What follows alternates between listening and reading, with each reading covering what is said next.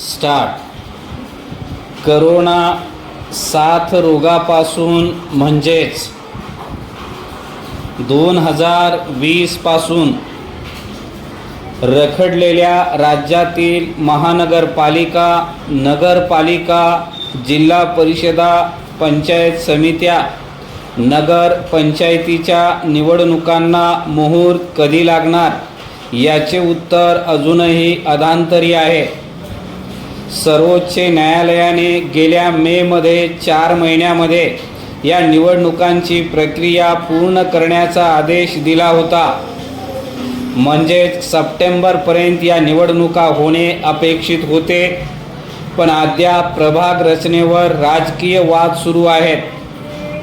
प्रभाग रचनेचे प्रारूप प्रसिद्ध करून त्यावर आता हरकती व सूचना मागवण्यात आल्या आहेत.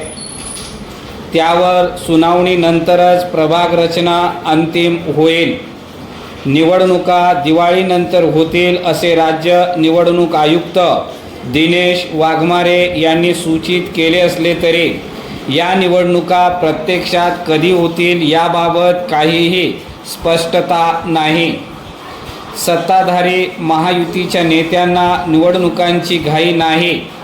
मुंबईसह अन्य महानगरपालिकांच्या निवडणुका होण्यास 2026 साल उजाडेल अशी शक्यता वर्तवली जाते. कल्याण, डोंबिवली, वसई विरार, कोल्हापूर, छत्रपती संभाजीनगर आदी महानगरपालिकेमधील प्रशासकीय राजवटीसह 5 वर्ष किंवा त्यापेक्षा अधिक काळ लोटला. मुंबई, नागपूर, पुणे, ठाण्यातही लोकप्रतिनिधीची राजवट संपुष्टात येऊन 3.5 वर्षे झाले. प्रशासक किंवा आयुक्तांच्या हाती सारा कारभार असला तरी त्यावर नियंत्रण मंत्रालयाचे असते. नगरविकास मंत्र्यांचा शब्द प्रशासकीय राजवटीत अंतिम असतो. परिच्छेद.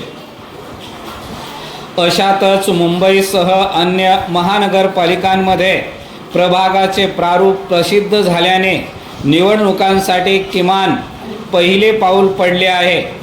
प्रभाग रचनेचा मसुदा प्रसिद्ध होताच आरोप प्रत्यारोप, राजकीय धुसफूस सुरू झाली.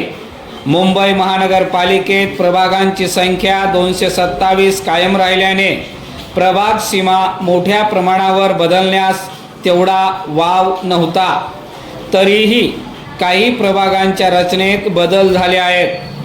मुंबई वगळता उर्वरित 28 महानगरपालिकांमध्ये 4 सदस्यीय प्रभाग पद्धत लागू झालेली आहे.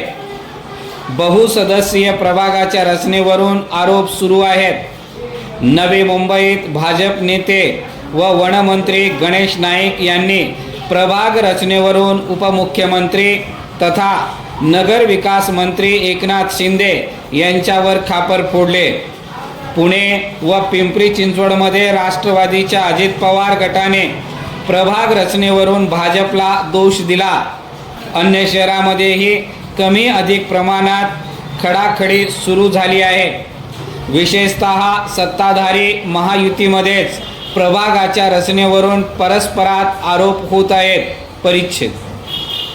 पण प्रभाग रचनेचा हा घोळ होण्यास आधी महाविकास आघाडी व नंतर महायुतीच्या सरकारलाच जबाबदार धरावे लागेल. लोकसभा अथवा विधानसभा मतदारसंघाची पुनर्रचना करण्यासाठी सर्वोच्च न्यायालयाच्या निवृत्त न्यायमूर्तींच्या अध्यक्षतेखाली आयोग नेमला जातो. महापालिका व नगरपालिकांसाठी प्रभागांची रचना राज्य निवडणूक आयोगाकडून करण्याची प्रथा आहे.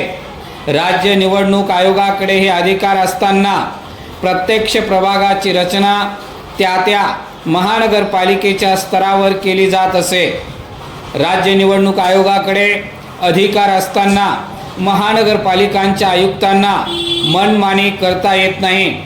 पण उद्धव ठाकरे यांच्या नेतृत्वाखालील सरकारमध्ये एकनाथ शिंदे हे नगर विकास मंत्री असताना प्रभाग रचनेचे सारे अधिकार हे राज्य सरकारने स्वतःकडे घेतले. राज्यात सत्ता बदल झाल्यावर महायुतीचे आधीच्या महाविकास आघाडी सरकारचे अनेक निर्णय रद्द केले अथवा त्यात फेरबदल केले. यापैकी बहुतेक निर्णय बदलण्याचा धडाकाच महायुती सरकारच्या सुरुवातीच्या काळात